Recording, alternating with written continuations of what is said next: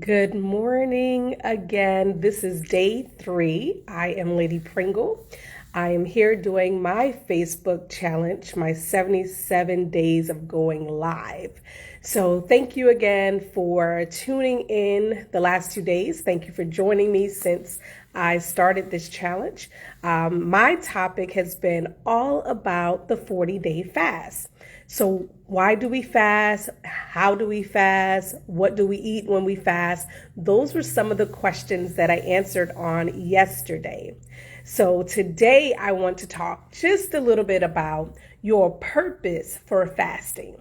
What is your intention? In everything that you do, there should be a purpose. You should have a purpose for your life, a purpose to live, a purpose to serve. So what I want to spend some time on is all about intention. Intention is really about what is done on purpose. What is your intention for fasting? Or what is your intention for doing something different this year that you've never done before? Why do you want to do that thing? What is the purpose for it? Who will you serve while you exercise this new thing that you're attempting to do, that you're committed to doing? So I received quite a few inbox messages saying to me, well, I've never fasted. How do I do this? Can you share with me some tips? So again, yesterday was just day 1 of me telling you your why and how and what to eat.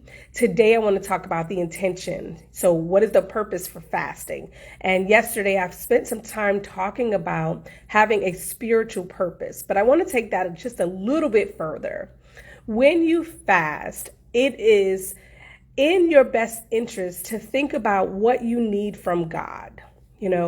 I understand, yes, I want to be closer. I want to grow my spiritual walk. But what is it that you exactly need for God to do?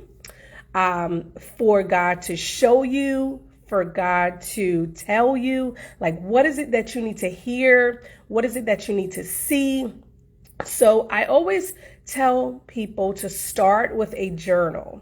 Write down the things that are most pressing on your heart. Write down the things that you need answers to, the things that you want to meditate on. So I mentioned on yesterday about meditating on the things that you desire when you begin to pray and fast. So what are the things that you really need God to work out in your life? That's what I want you to focus on. So go get you a journal and just make a list. Anything that is out of order in your life, put it on this list. Anything that you know you have the capability of being better at, put it on this list. Anybody that you want to pray on behalf of, put them on your list. That is the purpose. You want to have something in mind of why and what are you fasting for, so that you can see the results in the end. Lord, I'm focused on this particular issue. I want you to come in and bless me here in this area of my life. Or I want you to change this thing about me that I just can't seem to change on my own. Maybe it's a habit that you've developed over the years and you just haven't figured out how to kick this habit. Well, put it in your journal and start fasting about it, meditating on it, praying on it, so that you can see the results when the fast is over.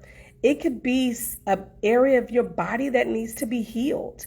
I can tell you a story of when I started fasting years ago. I suffered with a particular condition, and at the end of that fast, until this day, I have not experienced that particular thing. So there is power in fasting. And if you do not have an intention or a purpose in your fast, you're just going through the motions of not eating food. So that's why I tell people, don't focus on the food that you're not putting into your body. Focus more on the purpose of why you need to do this.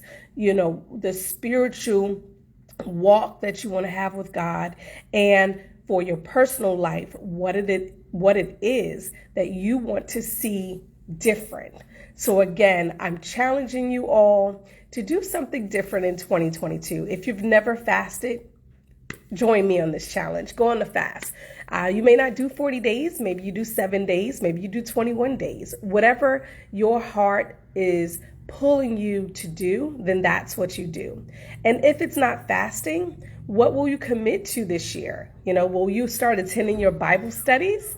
Will you start being more active in your services? What can you do different this year that can change not only your life and the trajectory of where you want to go, but the life of others? Who will you serve this year? Maybe that's your commitment.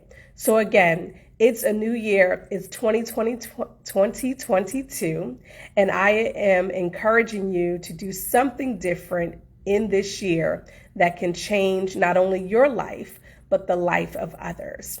So until tomorrow, thank you all so much for tuning in. Have an awesome and amazing day.